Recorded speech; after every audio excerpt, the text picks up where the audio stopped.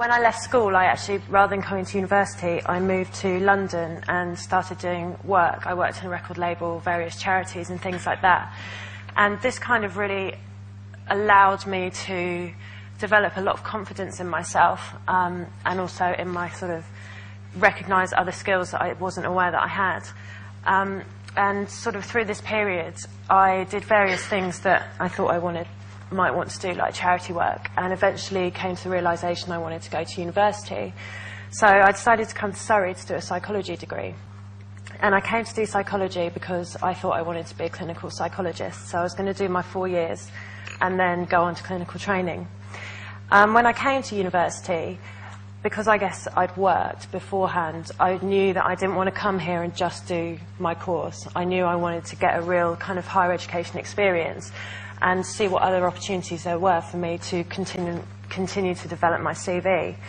And so when I came in my first year, I continued to do part-time work. I also got involved with the Languages for All programme at Surrey, which offers free language sort of courses to students, and I chose to do Arabic. And I also got involved with SEPTA as well in my second year, and that allowed me to have experience of doing research, going to conferences, and also getting involved in sort of the other side of higher education, so getting to see the staff and the teaching and learning side of things, which gave me a whole new perspective on university life. I also play in a band. I've been playing in bands since I was 13, and that was quite key when I came here. I chose Surrey because I was living in London, and I didn't want to give up all the things that I was already doing in my life when I came to university.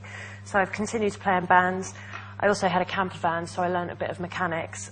There was a picture of my bunny on there. I've got a rabbit. Quite involved with animals. Yesterday I went to be a zookeeper for the day at London Zoo, which was amazing.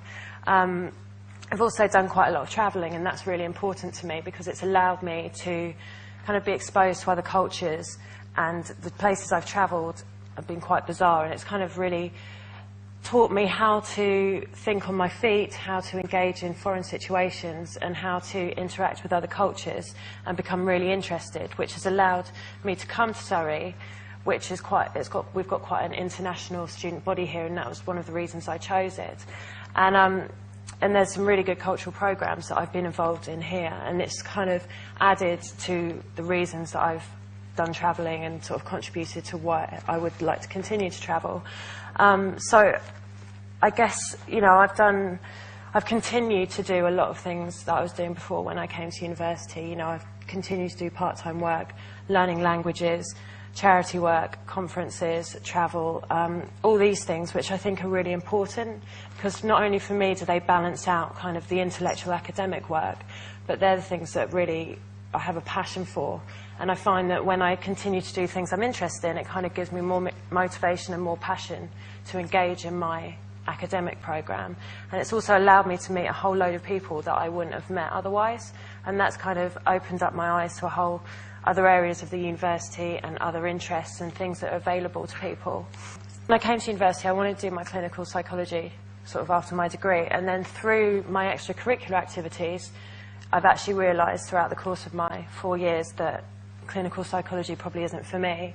It's partly I went and did a placement at Broadmoor before doing my placement at SEPTA, and that showed me that kind of NHS wasn't the place that I wanted to work, and instead I'm more interested in research. And I've also done a few part-time jobs involving children with autism, and all of those extra activities have allowed me to look differently at the field of psychology and what other options are available to me. And it's really changed my perspective on what I actually want to do when finishing university.